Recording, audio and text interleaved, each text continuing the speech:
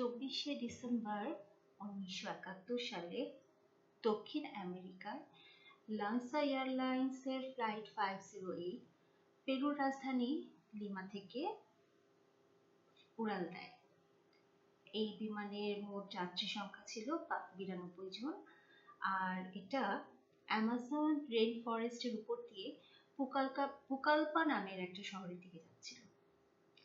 প্রথম আধা ঘন্টা তো জার্নি একদম স্মুথ ছিল। ক্রু মেম্বাররা যাত্রীদেরকে ব্রেকফাস্ট সার্ভ করছিল, পাইলটরা নিজেরা নিজেদের ভিতরে তাদের ফ্যামিলি নিয়ে কথা বলছিল, আর যাত্রীরাও খুশি ছিল কারণ পরের দিন ছিল ক্রিসমাস ডে। ল্যান্ড করার ঠিক আধা ঘন্টা আগে যখন তারা রেডি হচ্ছিল ল্যান্ড করার জন্য এবং নিচের এটিসিকে যখন সিগন্যাল দিতে বলছিল যে তারা ল্যান্ড করবে কিনা, ঠিক তখনই তাদের সামনে হঠাৎ করে দেখে যে একটা বিশাল বড় কালো মেঘ জমে আছে। সেই বিশাল বড় কালো মেঘ দেখে তো বোঝাই যাচ্ছিল যে একটা ভয়ঙ্কর ঝড়ের প্রস্তুতি নেওয়া হচ্ছে। পাইলটরা ভাবলো যে আমরা এই কালো মেঘটাকে পাস করে নিচে বা উপরে কোথাও না যেয়ে আমরা এটার মাঝখান দিয়েই চলে যাই, এটার ভিতর দিয়েই চলে যাই, কারণ নিচে বা উপরে কোথায় কিভাবে কি করব। তো যখন পাইলটরা তাদের ফ্লাইটটা নিয়ে কালো মেঘটার ভিতর দিয়ে চলে যাওয়া স্টার্ট করে, তখন কিছুক্ষণের মধ্যে চারিদিক একদম অন্ধকারে ছেয়ে যায় এবং অল্প অল্প করে বিদ্যুৎ চমকাতে শুরু করে, আর সেই বিদ্যুৎ চমকানোর সাথে সাথে প্লেন ভয়ঙ্কর ভাবে কাঁপতে শুরু করে। 21,000 ফুট উচ্চতার মধ্যে এই ধরনের ছোট ছোট বজ্রপাত হওয়ার কারণে প্লেনের যাত্রীরা তো একটু ভয় পেয়ে যায়, কারণ প্লেন হালকা হালকা করে শেক করা শুরু করে এবং প্লেনের উপরে যতগুলো তাদের লাগেজ গুলো ছিল সেগুলো হচ্ছে লাগেজ বোর্ডের কভারটা ওপেন হয়ে সবগুলো হচ্ছে ছিটকায় প্যাসেঞ্জারদের গায়ের মধ্যে পড়া শুরু করে। সাডেনলি হঠাৎ করে বিশাল বড় একটা থান্ডারস্টর্ম হয়, বজ্রপাত হয় এবং প্লেনের ঠিক ডান দিকের যে উইংসটা থাকে সেই উইংসের মধ্যে আঘাত করে। ডান দিকের উইংসে আঘাত করার কারণে ডান দিকের যে উইংসটা থাকে সেটাতে আগুন ধরে যায় এবং কিছুক্ষণের মধ্যেই সেই ডানাটা একদম ভেঙে পড়ে যায়। 10,000 ফুট উচ্চতায় যখন 21,000 ফুট থেকে যখন 10,000 ফুট উচ্চতায় প্লেনটা নেমে আসে, তখন বাম দিকেরও উইংসের মধ্যে আগুন ধরে যায় এবং প্লেনটা টুকরো টুকরো হয়ে রাডারের বাইরে একদম সিগন্যাল অফ করে অদৃশ্য হয়ে যায়। পুরোপুরি বোঝাই যাচ্ছিল যে প্লেনটা সম্পূর্ণভাবে ভেঙে গেছে। পেরুর ইতিহাসে তখন সবচাইতে বড় সার্চ অপারেশন শুরু হয়, কারণ নিচের এটিসিরা ভালো করে রাডারের দিকে তাকিয়ে দেখতে পাচ্ছিল যে প্লেনের কোনো ধরনের কোনো সিগন্যালই তারা খুঁজে পাচ্ছিল না।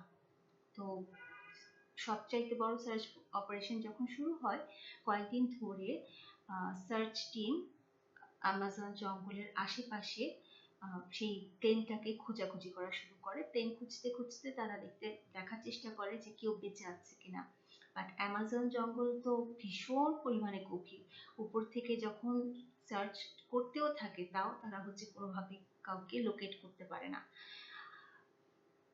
প্যাসেঞ্জারদের যখন অ্যামাজন জঙ্গলে যখন প্লেনটা পড়ে তখন হচ্ছে প্যাসেঞ্জারদেরও কাউকে তারা লোকেট করতে পারে না।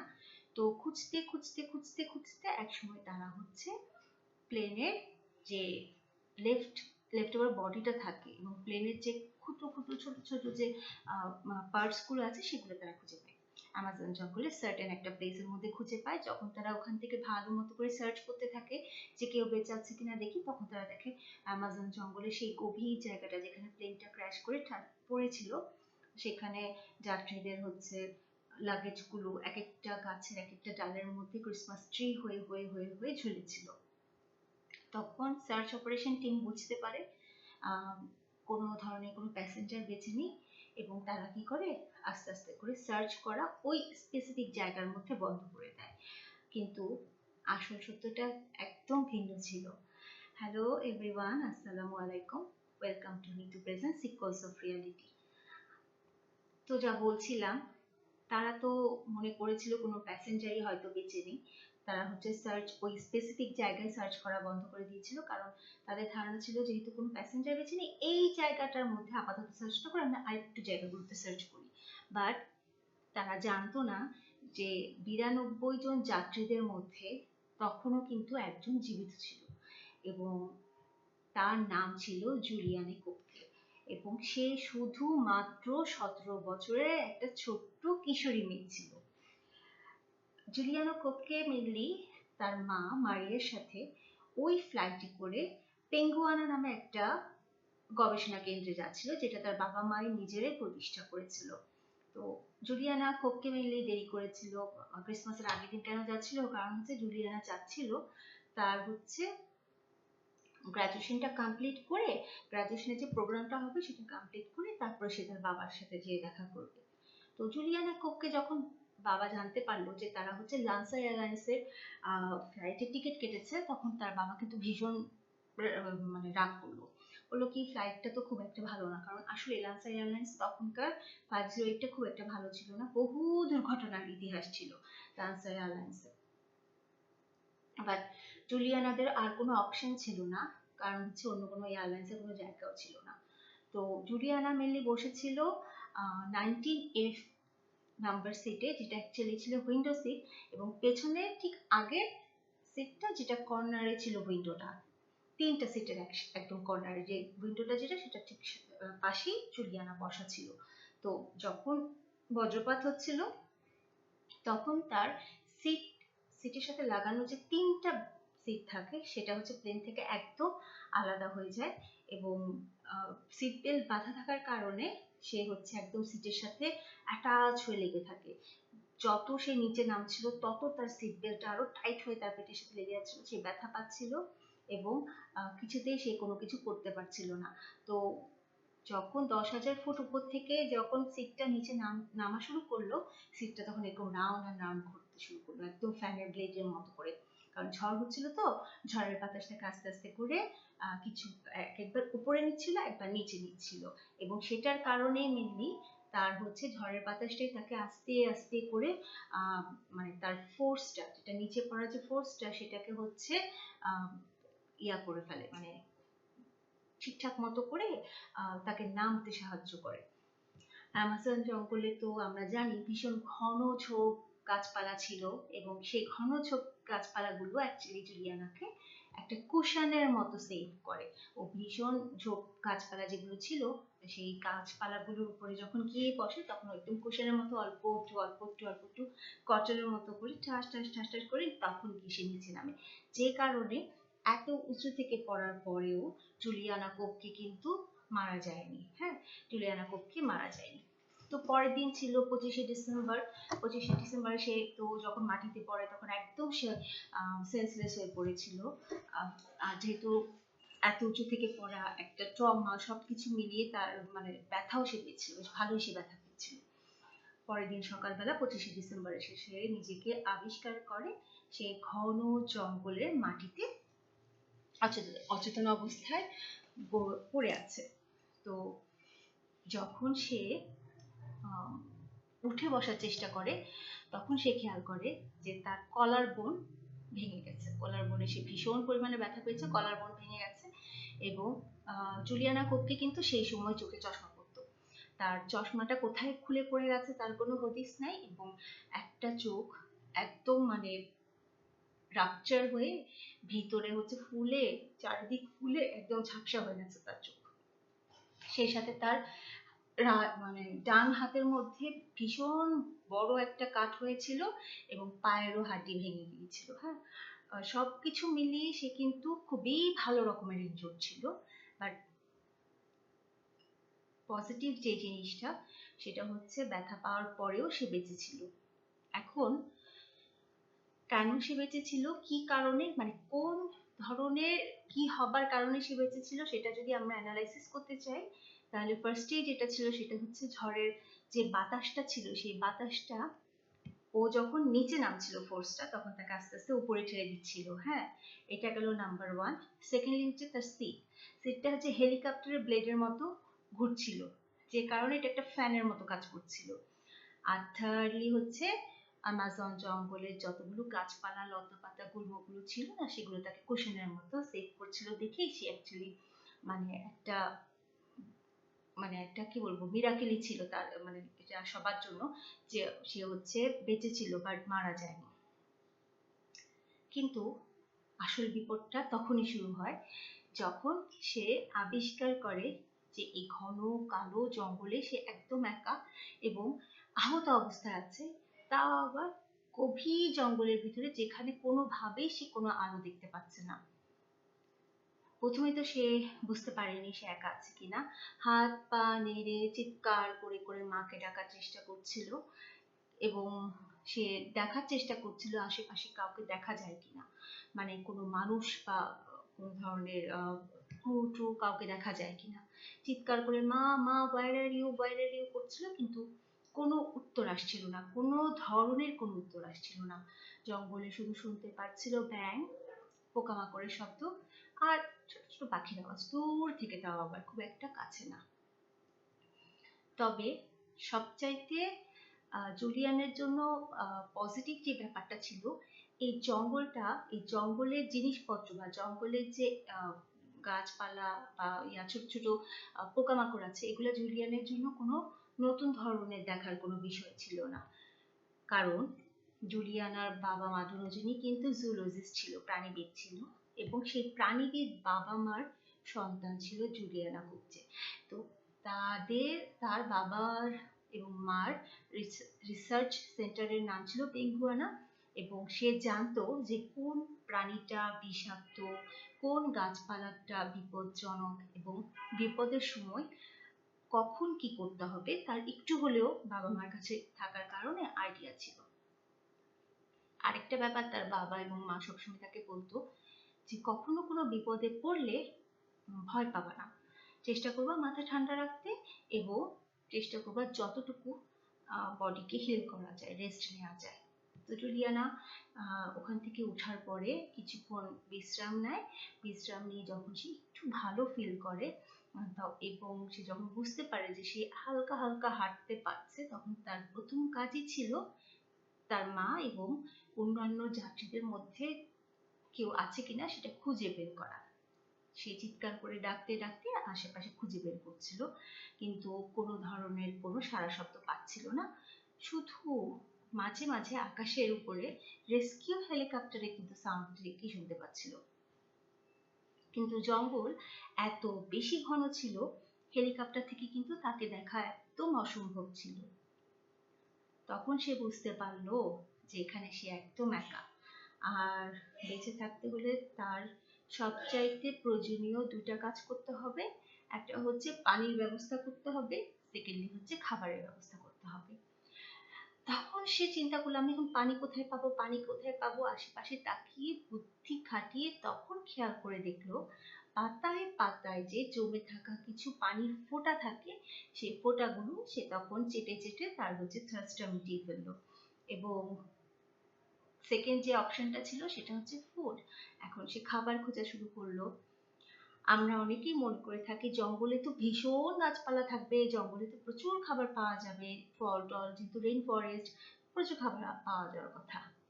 কিন্তু আসলে অ্যামাজন জঙ্গলের এই জায়গাটা যেখানে জুলিয়ানা পড়েছিল, সেটা এত বেশি ঘন ছিল যে সূর্যের আলো মাটিতেই পৌঁছাতে পারতো না। যেহেতু সূর্যের আলো মাটিতে পৌঁছাতে পারতো না, সেহেতু তেমন কোনো কিছুই সেখানে জন্মাতো না। শুধুমাত্র 20 মিটার উঁচুতে যে পাম ট্রি গুলো ছিল সেখানে হচ্ছে শুধু পাম ফলটাই হতো, এছাড়া কিছু ওখানে হতো না। আর এত ইনজুর্ড অবস্থায় তো সেখানে ওঠাটা জুলিয়ানার জন্য খুবই ঝুঁকিপূর্ণ। তো সে হাঁটতে থাকলো। প্রথমে সে কিছু মাশরুম দেখে, হ্যাঁ, কিন্তু তার একটু সন্দেহ হয় যে এগুলো তো বিষাক্ত হতে পারে, তাই সে সেই মাশরুমগুলোকে ছোঁয়নি। এরপরে সে খেয়াল করে আর একটু দূর সামনে যাবার পরে যে প্লেন থেকে বক্সে বক্সে যে ইতালিয়ান ফ্রুট কেকের বক্সগুলো ছিল সেগুলো হচ্ছে মাটিতে দেখা যাচ্ছে। তারপর যখন সে হাত থেকে উঠিয়ে সেটা বক্সটা ওপেন করে, দেখে যে একদম বৃষ্টির পানিতে একদম নষ্ট হয়ে গেছে, খাওয়ার যোগ্যই নেই, ফেলে দেয়। এরপরে কিছু দূর আরেকটু আগানোর পরে সে খুঁজে দেখে যে সেখানে হচ্ছে ক্যান্ডি, একটা ক্যান্ডির প্যাকেট খুঁজে পায়, যেটা হচ্ছে একদম মানে প্লাস্টিকের যে র্যাপার গুলো থাকে সেটা দিয়ে একদম মোড়ানো ছিল। সে যখন ওপেন করে দেখে সেখানে গুনে গুনে 30টা মাত্র ক্যান্ডি আছে। তো ও হিসাব করে দেখে যে এই ক্যান্ডি গুলো আপাতত আমাকে এনার্জি দিবে, তো আমি ক্যান্ডি গুলো আপাতত খাবো, ক্যান্ডি গুলো খেয়ে আমি হচ্ছে নিজেকে করবো, সার্ভাইভ করানোর জন্য আমি হচ্ছে খেয়ে হাঁটা শুরু করবো, আমি ওখানে অপেক্ষা করবো না। জুলিয়ানের হাতে একটা ঘড়ি ছিল যেটা তার দাদি তাকে গিফট করেছিল। তো সে ঘড়িতে টাইম দেখা শুরু করলো এবং সেই টাইম দেখে দেখে সে ভাবতে থাকলো যে এখান থেকে সে চিন্তা করবে কখন রাত হচ্ছে এবং কখন দিন হচ্ছে। কিছুক্ষণ ওখানে অপেক্ষা করলো এবং চিন্তা করলো, ক্যালকুলেশন করলো সে দাঁড়িয়ে থাকবে নাকি হাঁটা শুরু করবে। অনেকক্ষণ পরে সে চিন্তা করে দেখলো যে আমি এভাবে থাকলে তো কোনোভাবেই আমি বেঁচে থাকবো না, আমাকে সবার আগে পপুলেটেড এরিয়া খুঁজে বের করতে হবে যেখানে মানে মানুষজন আছে। মানুষজন যদি দেখা যায় তাহলে আমি হয়তোবা অন্যদেরকেও খুঁজে বের করে ফেলতে পারবো। কিন্তু সে কোন দিক থেকে স্টার্ট করবে, কোন দিক থেকে যাওয়া শুরু করবে প্রথমে সেটা বুঝতে পারছিল না। প্রথমে কিছুক্ষণ সে হচ্ছে ক্র্যাশ সাইটের যে আশেপাশের জায়গাটা সেখানে আশেপাশে হেঁটে হেঁটে ঘুরতে থাকলো। হঠাৎ তার কানের মধ্যে শব্দ আসতে থাকলো, পানি টপ টপ টপ টপ পানি পড়ার শব্দ। তখন সে খোঁজা শুরু করলো কোত্থেকে শব্দটা আসে। খেয়াল করে দেখলো ঝোপের মধ্যে মাটি থেকে বের হওয়া একটা ছোট্ট পানির ধারা দেখা যাচ্ছে। সাথে সাথে তো সে খুব খুশি হয়ে গেল, কারণ তার বাবা তাকে কোনো এক সময় কোনো এক ইনসিডেন্টের মধ্যে বলেছিল যে জঙ্গলে যদি কখনো হারিয়ে যাও অবশ্যই অবশ্যই তুমি পানির ধারা ধরে ধরে সেটাকে ফলো করবা, কারণ ছোট্ট ছোট্ট পানির ধারা যেগুলো থাকে সেগুলো বড় স্ট্রিমে পরিণত হয়, বড় স্ট্রিমে পরিণত হয়ে বড় স্ট্রিমটা তোমাকে নিয়ে যাবে একটা ছোট্ট নদীতে, ছোট্ট নদীর শেষে হচ্ছে সেটা বড় নদীতে পরিণত হবে এবং সেই বড় নদীর আশেপাশে অবশ্যই তুমি হচ্ছে কোনো না কোনো মানুষজনের থাকার ঘর বাড়ি অবশ্যই পাবা, কারণ বড় নদীর আশেপাশে মানুষজনের বসতি পাওয়া যায়। সে খুশি হয়ে পানির ধারা সাইডে সাইডে এগোতে থাকলো। এখন অ্যামাজন জঙ্গল সম্পর্কে তো আমাদের সবারই কোনো না কোনো ভাবে বই পড়ে টড়ে বা মুভি টুভি দেখে ঠিক একটা আইডিয়া আছে যে অ্যামাজন জঙ্গলে অনেক বড় বড় পশু পাখি দেখা যায়, তারপর বিপজ্জনক ইনসেক্টস দেখা যায়, কি না দেখা যায়। তো সেই অ্যামাজন জঙ্গলের ভয়ঙ্কর জঙ্গলের মধ্যে 8 ফুট অ্যালিগেটরেরও আমরা কথা শুনেছি, বিষাক্ত সাপের কথা শুনেছি, বিষাক্ত বিষাক্ত মাকড়সা প্রাণী। সেখানের মধ্যে একটা 17 বছরের একটা মেয়ে একদম একা একা হাঁটতে শুরু করলো। হ্যাঁ, ও জানতো না যে সে কোথায় যাবে, কাউকে পাবে কিনা, সে এখান থেকে বের হতে পারবে কিনা, কোনো কিছুই তার মাথায় ছিল না। বাট এই সাহসী মেয়েটা কি করলো, পানির ধারা ফলো করে হাঁটতে থাকলো। তো জঙ্গল এত এত গভীর ছিল যে মাঝে মাঝে তাকে ঝোপ কেটে কেটেও আগাতে হচ্ছিল। হঠাৎ মানে আগাতে আগাতে অন্ধকার নেমে আসলো এবং সে ঘড়ির দিকে তাকিয়ে দেখলো সন্ধ্যা 6টা বেজে গেছে। এখন তার জন্য একটা বিশাল বড় চ্যালেঞ্জ চলে আসছে। কি চ্যালেঞ্জ? এই ঘন জঙ্গলে তাকে রাত কাটাতে হবে। এখন ঘন জঙ্গলে রাত কাটাতে হলে রাতের অন্ধকারে যে কোনো বন্য প্রাণী কিন্তু তাকে যে কোনো সময় অ্যাটাক করতে পারে। তো তার ওই যে বললাম না জুলজিস্ট বাবা, তার কাছ থেকে সে জানতো যে তাকে এমন ভাবে বসতে হবে, এমন জায়গায় তার কেভের ভিতরে ঢুকতে হবে, এমন একটা কেভ খুঁজে বের করতে হবে যেখানে সে যদি পিছের দিক দিয়ে বসে তাহলে তার পিঠটা সিকিউর থাকবে, আর সামনে দিয়ে কোনো কিছু যদি আক্রমণ করে তাহলে হাতে পাথর বা বড় কোনো একটা কিছু রাখবে যেটা দিয়ে সে নিজেকে প্রোটেক্ট করতে পারবে। তো সে খুঁজে টুজে একটা বিশাল বড় গাছ পেল, পাকা হয়েছিল, ভিতরে একটা গর্তের মতো ছিল, সেখানে পিঠ দিয়ে সে বড় একটা পাথর হাতের কাছে রেখে সে সুন্দর মতো করে একটা ঘুম দিল। জুলিয়ানার বাবা কিন্তু তাকে আগুন জ্বালানো শিখিয়েছিল, কিন্তু এই বৃষ্টির কারণে তো সব ভিজা ছিল, তাই আগুন জ্বালানোটা তার জন্য একদম অসম্ভব ছিল। প্রচন্ড পরিমাণে ক্লান্তি থাকার কারণে এবং সারা শরীরের মধ্যে তার ব্যথা থাকার কারণে খুব অল্প সময়ের মধ্যে জুলিয়ানা কিন্তু একদম ঘুমিয়ে পড়েছিল। আর লাকিলি ওই জায়গাটা ওর জন্য ভীষণ পরিমাণে সেফ ছিল। কোনো ধরনের কোনো সমস্যা হয়নি, মাঝরাতের মধ্যে তাকে কোনো বন্য প্রাণী অ্যাটাক করে নাই। তো পরদিন সকালে যখন ওর ঘুম ভাঙে, তার শরীরের মধ্যে বিন্দু মাত্র পরিমাণে এনার্জি ছিল না, বাট সে জানতো বেঁচে থাকতে হলে তো তাকে হাঁটতেই হবে। আবার সে উঠলো, একটা চকলেট খেলো, তারপরে সে আবার হাঁটা শুরু করলো। হাঁটতে হাঁটতে একটু দূরে সামনে যাবার পরে খেয়াল করে দেখলো যে একটা ভীষণ ভয়ঙ্কর প্রজাতির মাকড়সা। একটু কাছে যেয়ে যখন সে ইন্সপেক্ট করা শুরু করলো যে কি ধরনের মাকড়সা হতে পারে, তখন হঠাৎ সে খেয়াল করে দেখলো এই মাকড়সাটার নাম তো আমি একটা বুকসে পড়েছি। মাকড়সাটা গোলিয়াথ বার্ড ইটার। এটা বিশ্বের সবচেয়ে বড় মাকড়সা, যে ছোট ছোট পাখিকেও খেয়ে ফেলতে পারবে, এবং এটা ভীষণ পরিমাণে বিষাক্ত। জুলিয়ানা জানতো যে এই মাকড়সা আশেপাশে থাকা যাবে না, এদের থেকে একটু দূরে থাকাটাই ভালো। সারাদিন সে শুধু সাইডে যে পানির ধারাটা ছিল না, সেটা ধরে ধরে হাঁটছিল এবং ওখান থেকে একটু একটু করে পানি খাচ্ছিল, আর নতুন কোনো ধরনের খাবার সে খুঁজে পাচ্ছিল না।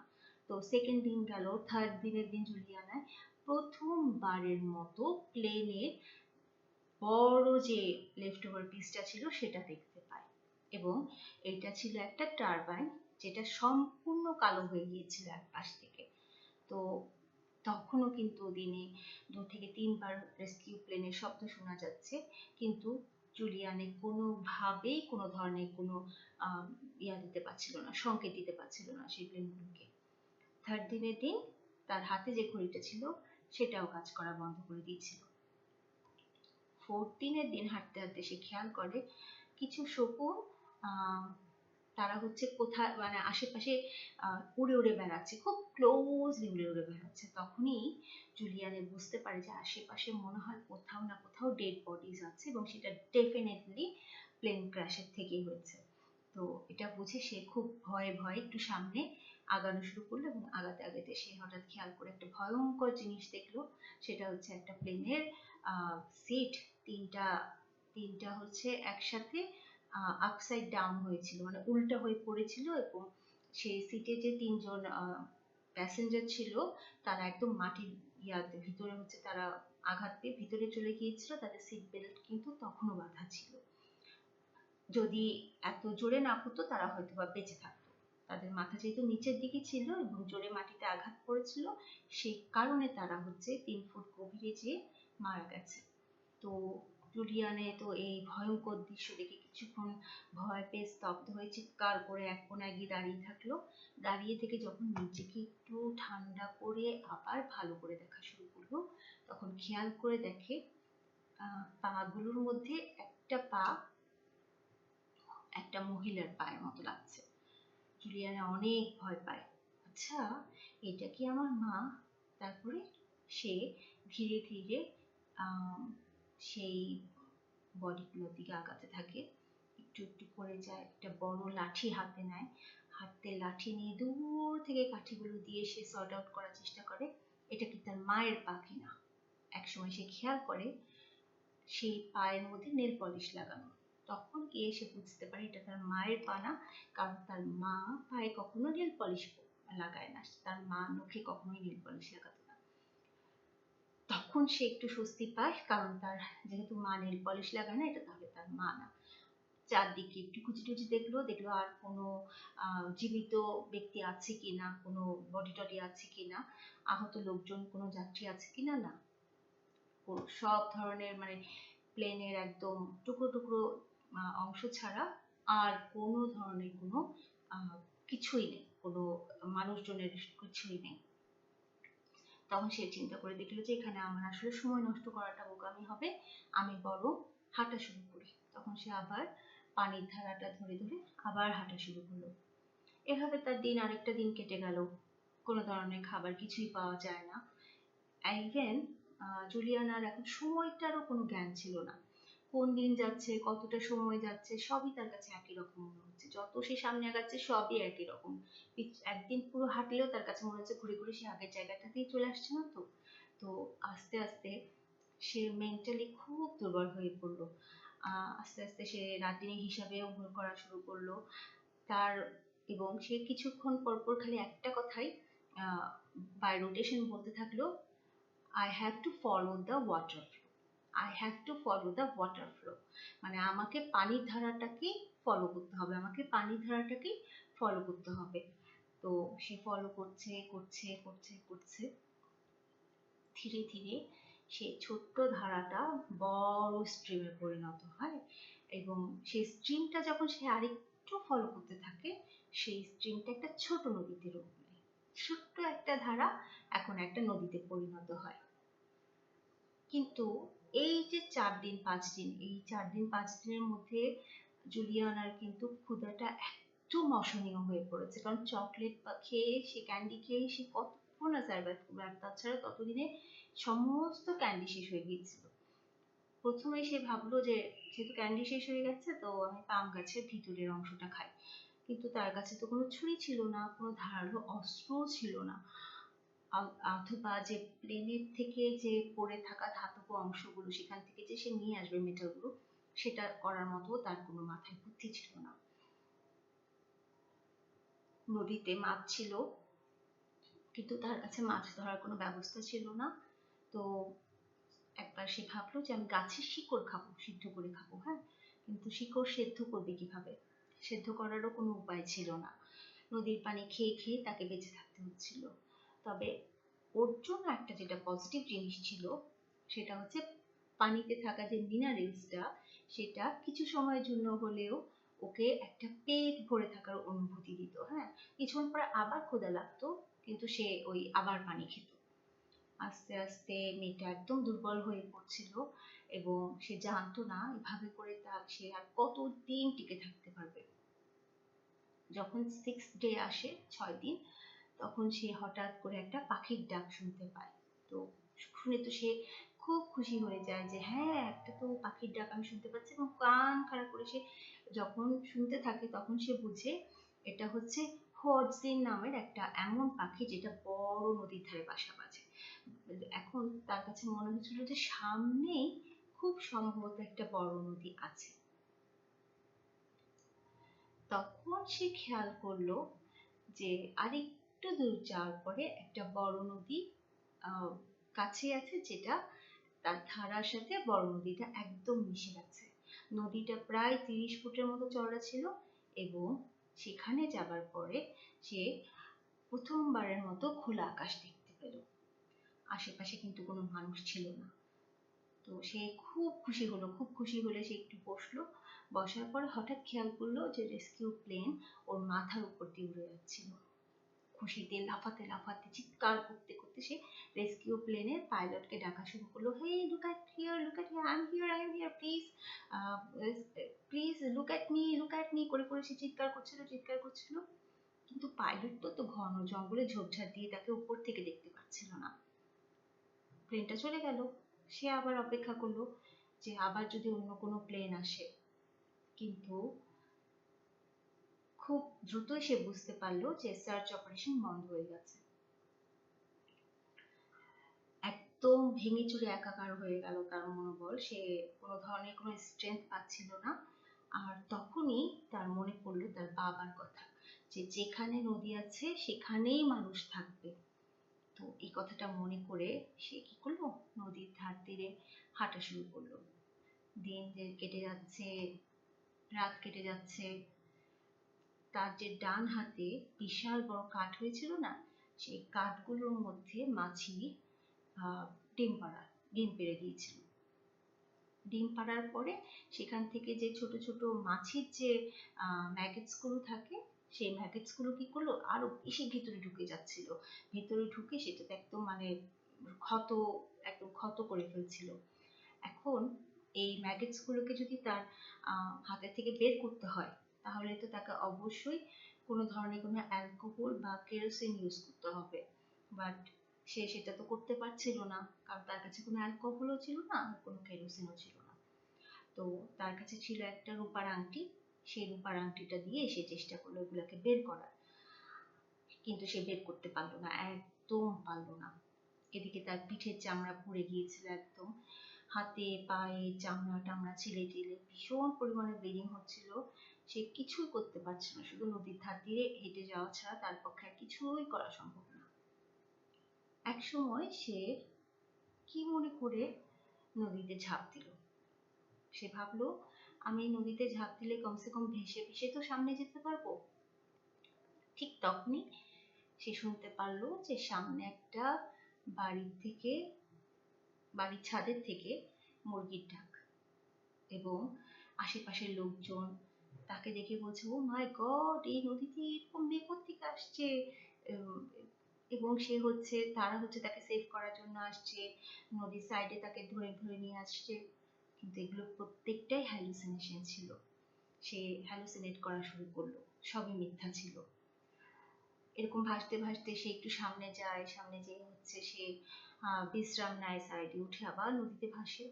তো একদিন নদীর ধারে বিশ্রাম নেওয়ার সময় হঠাৎ সে খেয়াল করে দেখে একটা ভীষণ বড় অ্যালিগেটর তার দিকে আস্তে আস্তে করে এগিয়ে আসছে। তো ওই যে জুলজিস্ট বাবা মার কারণে সে জানতো অ্যালিগেটর পানিতে আক্রমণ করে না। তো সে কি করলো, তাড়াতাড়ি করে পানিতে নেমে যায়। পানিতে নেমে যাওয়ার কারণে অ্যালিগেটর তাকে আর আক্রমণ করে না। তো দিন কেটে যাচ্ছে, সে আরো দুর্বলের থেকে দুর্বল হয়ে যাচ্ছে। ব্যাঙ ধরার চেষ্টা করছে খাওয়ার জন্য, কিন্তু দুর্বলতার কারণে ব্যাঙও ধরতে পারছে না। কিছু দূর যাবার পরে সে খেয়াল করে দেখে নদীর ধারে হরিণের মতো কিছু প্রাণী দেখা যাচ্ছে।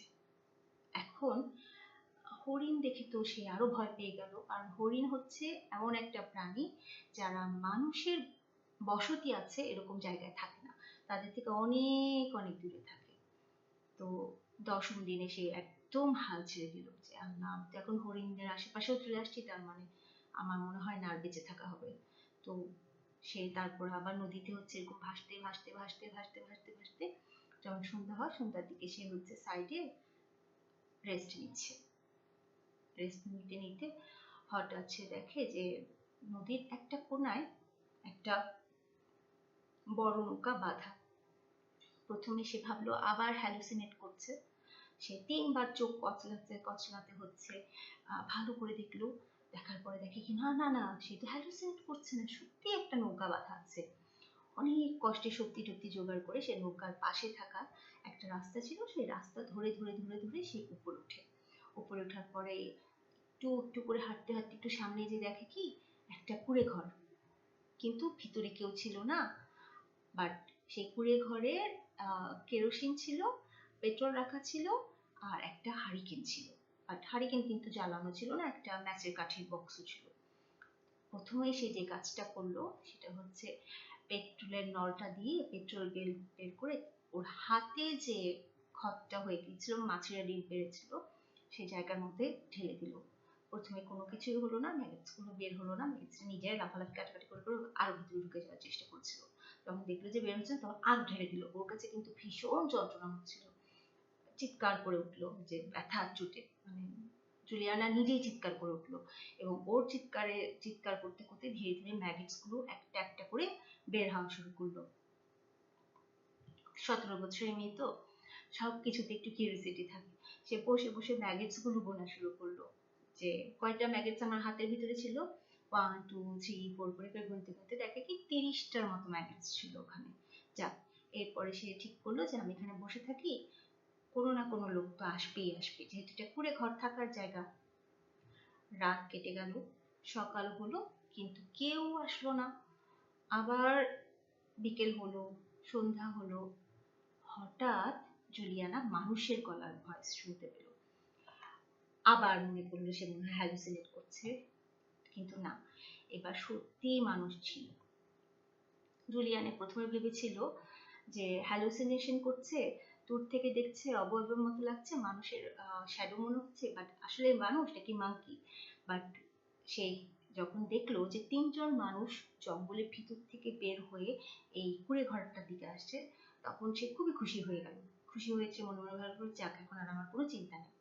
কিন্তু মানুষগুলো জুলিয়ানাকে দেখে প্রথমে ভয় পেয়ে গিয়েছিল, কারণ হচ্ছে জুলিয়ানের গায়ের কাপড়টা একদম ছিঁড়া ফাড়া ছিল, চোখ একদম ফুলে একাকার অবস্থা, শরীর ভর্তি ইনজুরির দাগ, ক্ষতটত।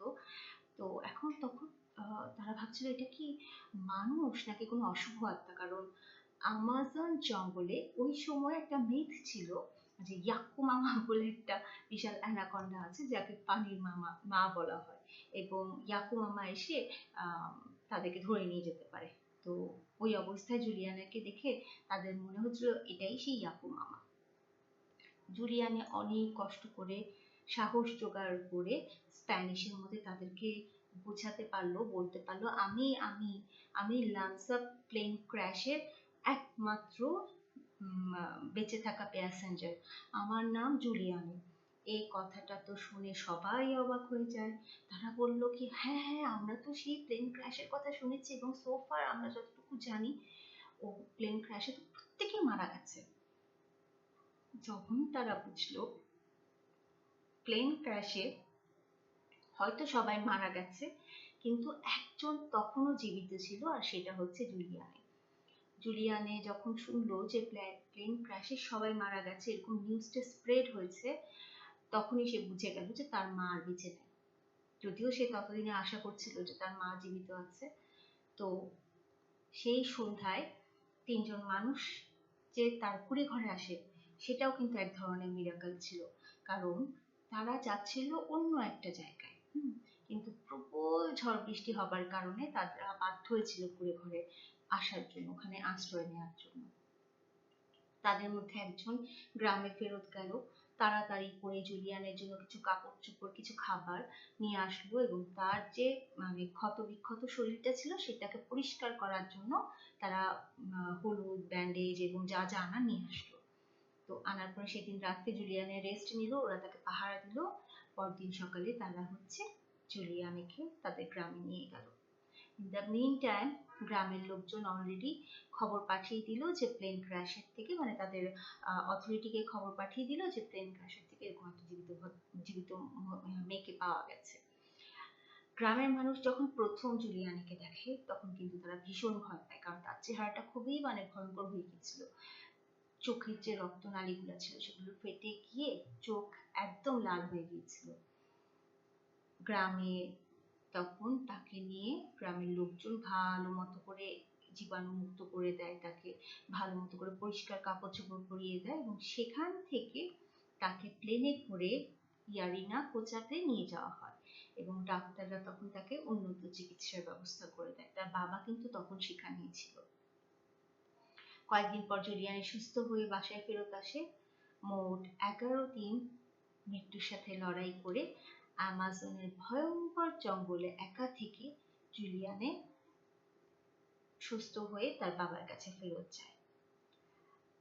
এই যে ভয়ঙ্কর একটা অবিশ্বাস্য কাহিনী 17 বছরের জুলিয়ানের, এটা কিন্তু পুরো পৃথিবীকে অবাক করে দিয়েছিল যে একটা 17 বছরের মেয়ে 10,000 ফুট উপর থেকে পড়ে অ্যামাজন জঙ্গলের মতো একটা জঙ্গলে 11টা দিন বেঁচে ছিল without any food or water.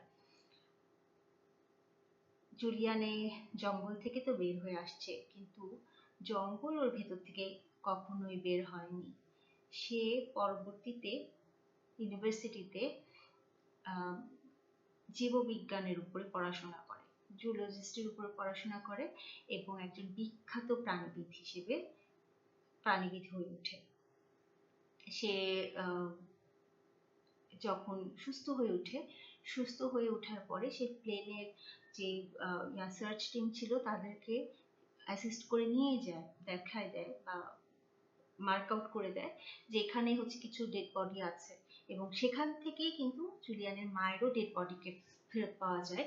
সেটা ছিল 12th জানুয়ারি 1972-তে। হ্যাঁ, 2000 সালে তার বাবা যখন মারা যায়, বাবার মৃত্যু হলে পেঙ্গুয়ানা রিসার্চ স্টেশনের সে মেইনলি ডিরেক্টর হয়ে জয়েন করে আবার, এবং 2025-এ জুলিয়ানা কোককে একজন বিখ্যাত জুলজিস্ট, সে এখনো জীবিত আছেন।